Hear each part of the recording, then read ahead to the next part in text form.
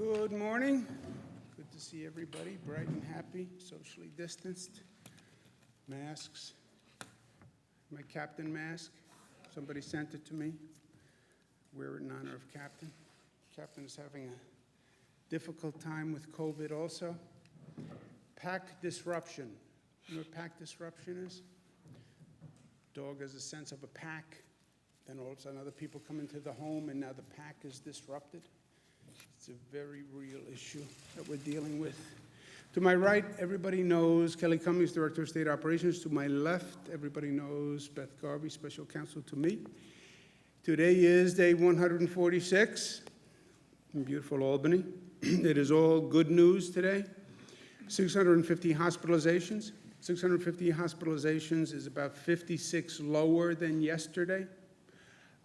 It is the lowest since March 18th, so this is really good news and exciting news. Good news for a Friday.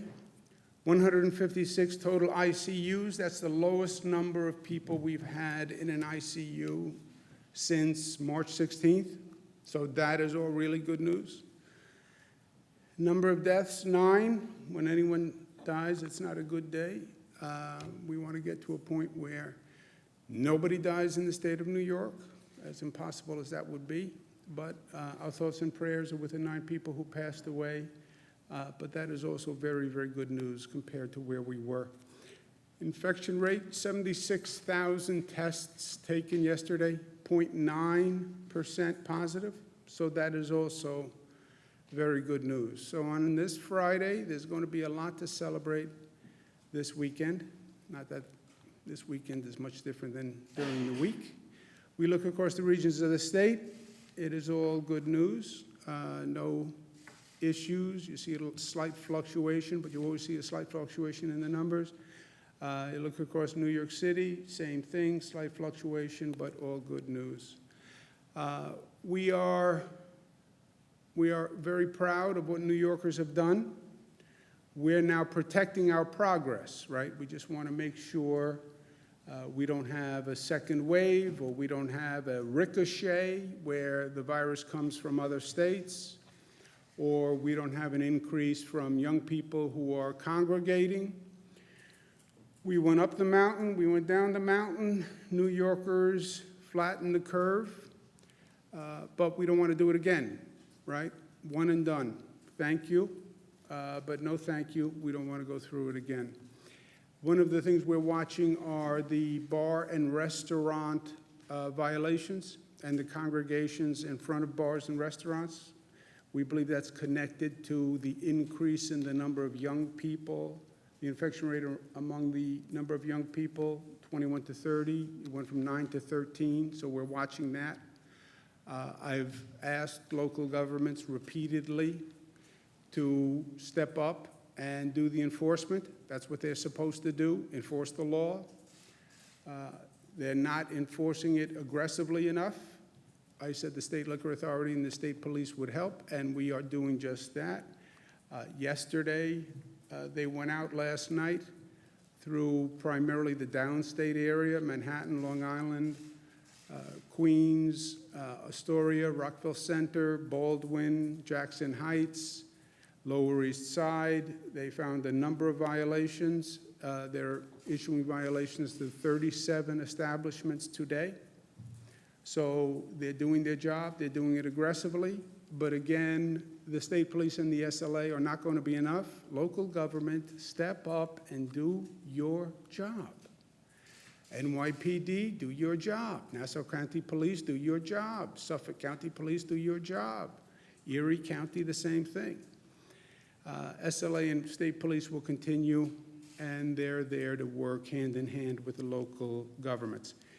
Something happened yesterday that was actually very troubling, and it's something you're aware of. I just want to bring it back and give you the context. Yesterday, this is on the Trusted Traveler Program, and this has been going on for 6 months. When I was a young man, I was very anxious to cut to the chase and see wrongs righted quickly. You get a little older, you realize sometimes things have to play out before the truth will out. But ultimately, I believe the truth will out. Shakespeare's Merchant of Venice, Lancelot, but that's Shakespeare. Yesterday, 2 o'clock in the afternoon, Department of Homeland Security issues a statement that they are dropping their opposition to our lawsuit. We had sued the Department of Homeland Security for stopping the Trusted Traveler program, if you remember. Yesterday, 2 o'clock, Department of Homeland Security drops the lawsuit. And they drop the lawsuit and they say, well, because New York amended the green light law, so now there's information sharing, so we're dropping the lawsuit. Came out of the blue.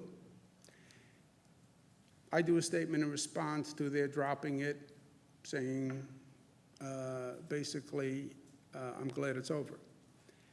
Later in the day, the Department of Justice files court papers saying they're dropping the lawsuit because revelations have come to light suggesting that the Department of Homeland Security's position was not truthful.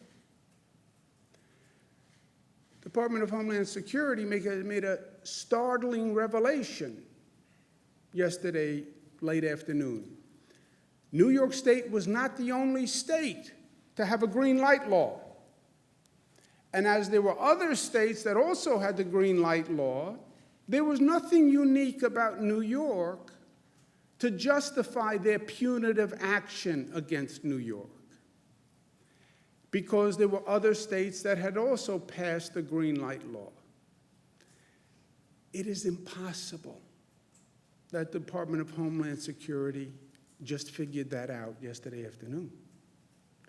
It's impossible because I have said it 480 times. Everybody knew there were other states with green light laws. It has been written about in a number of papers. What happened yesterday is they got caught.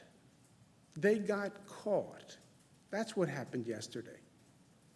And the Department of Justice, the Southern District, said, I'm not going to advance a lawsuit with false representations. Okay? That was yesterday. So now let's go back just to review this. You remember the Trusted Traveler Program. January, February, President Trump does the State of the State of the Union. State of the Union address, President Trump makes a point of saying he's going to be very aggressive on the issue of immigration. And that New York's sanctuary policies got in the way of ICE doing their work. All right, that's in the State of the Union. Same day, Chad Wolf, acting secretary of Department of Homeland Security, goes on TV, Fox News, and says New York's green light law compromises Customs and Border Patrol's ability to do their job, and therefore they're canceling the Trusted Traveler Program. Okay? Same night as the State of the Union address. Next day, we get a letter from the Trump administration saying the Trusted Traveler Program no longer will be eligible for people of the state of New York. 200,000 people who use Trusted Traveler Program. Trusted Traveler Program allows a person to get pre-clearance on border checks. So Trusted Traveler Program, you show up at Department of Homeland Security, you have an in-person interview, you show all your papers, you show your passports, they certify you that you are a citizen. And then when you come across the border, you show your certification. It frees up you from having to go wait online, going through that Customs and Border check every time you come in. It's better for Customs and Border Patrol because they get a full check. It speeds the line, et cetera. So February 5th, they say New Yorkers out of the Trusted Traveler Program. February 10th, a DHS memo gets leaked BuzzFeed runs a leaked DHS memo.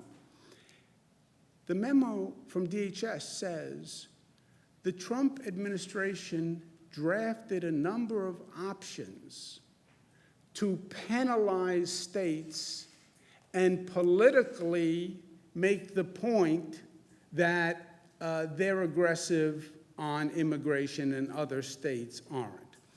The plans include retaliation measures against states that limit access to records, such as cutting the TSA pre-check, which is exactly what the Trusted Traveler Program is. Okay? That's a DHS memo. I say it is political extortion. We disagree with their position on driver's license for undocumented people, which we do. Because we disagree, we're going to revoke participation in a program called Global Entry Trusted Traveler Program. That is what I said, and now we know that is what they did. I also said, by the way, 15 other states in the United States have the same program. If 15 other states have the same green light program, why just New York? There are Republican states that have the green light program. Why would you just eliminate Trusted Traveler Program for New York when 15 other states have the same law? I said, there are more than a dozen states. So more than a dozen, about 15. We also have the Washington, D.C. in there, and we count as one of the states. There are more than a dozen states, including red states with similar laws. But President Trump and his enablers are once again taking aim at New York's economy. We knew there were other states that had the same law. I then said, they disagree with our green light law. Many other states have it. But it triggers the immigration debate they're so fond of having, polarization, etc. Their chairman of the Congressional Committee, Representative Benny Thompson, said it is clearly a blatant attempt by the White House to score political points and perpetuate a partisan fight with New York elected officials. February 6th. February 12th, I called their bluff. I said, oh, is your issue really our green light law? Is that why you took away Trusted Traveler Program? I'll tell you what, anyone who applies for the Trusted Traveler Program, I will make available all the DMV data. If that's what you say it is, I'll do it. February 13th, we had a meeting in the White House with the president, with Wolf, and his cohort, Cuccinelli, and I said, I will pass the law that would ostensibly address their issue. We can't give you the Trusted Traveler Program because you won't give us DMV information. Okay, you got it. That's your issue? I'll do it. You have it. April, we passed that law in the budget. If a person applies to the Trusted Traveler Program, I would give the DMV data.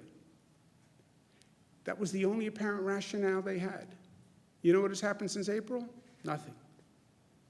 Nothing. They have done absolutely nothing since April. It has been 6 months since they started this political exploitation of New York.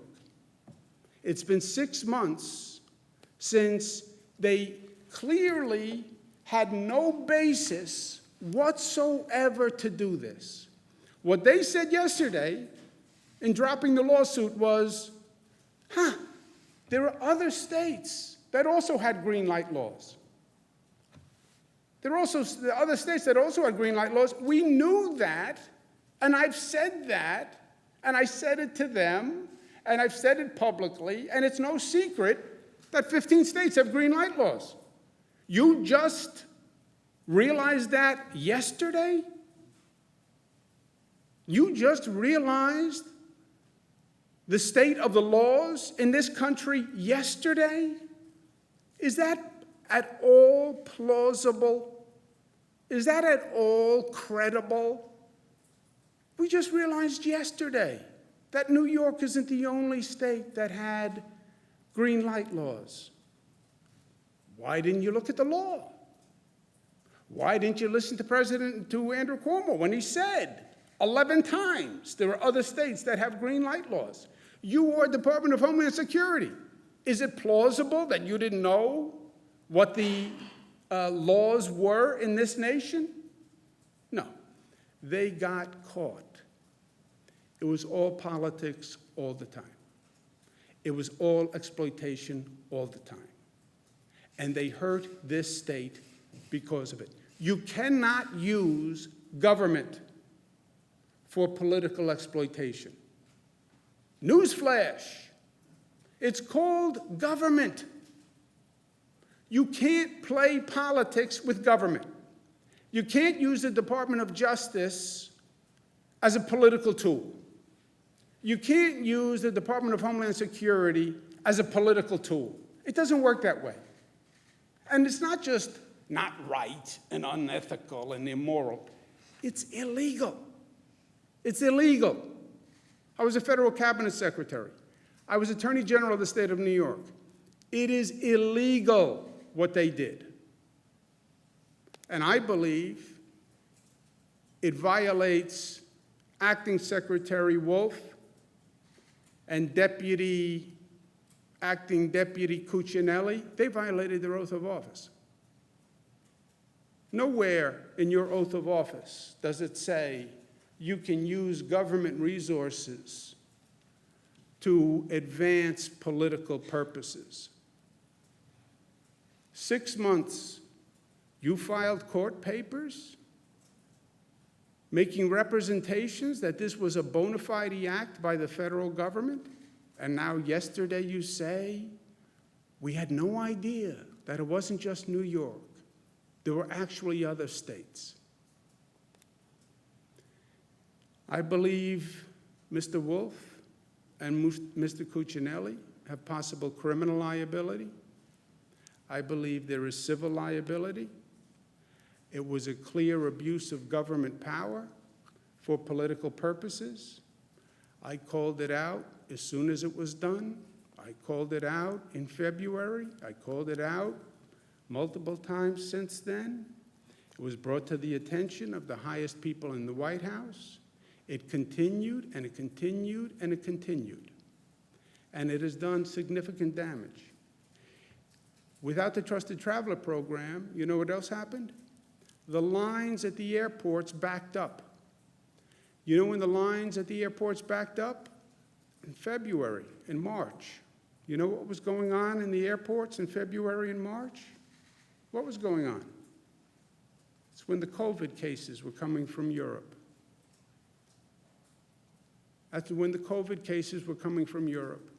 And they were playing their political games, and they backed up the lines of people waiting to get through Customs and Border Patrol, in dense areas, in tight quarters, waiting on a line, because they were playing politics. Attorney General Barr heads a department called the Department of Justice. The concept of justice is relevant to the Department of Justice. That's why the name is Department of Justice. I don't know that Mr. Barr is going to go down in the book of the most distinguished attorneys general of the United States. But if he wanted to have a modicum of credibility, you know that this agency played politics. You know that they lied. They've admitted that they lied. Can you allow this blatant, egregious misconduct to go uninvestigated? Now, if you can do what he's done at the Department of Justice, I guess you can let anything go. But this is really egregious. I also call on Speaker Pelosi and Congressman Nadler and Congressman Benny Thompson to do a congressional investigation on this issue. It has hurt New Yorkers. It's hurt our economy. It's only one in a barrage of political abuses that we've endured by this federal government, but it's emblematic, and it has to stop. And I hope they do their legal duty, because there is no plausible way. You spent 6 months, you filed papers, you contested a lawsuit, you inconvenienced hundreds of thousands of people, and just yesterday it was revealed to you that there were other states like New York.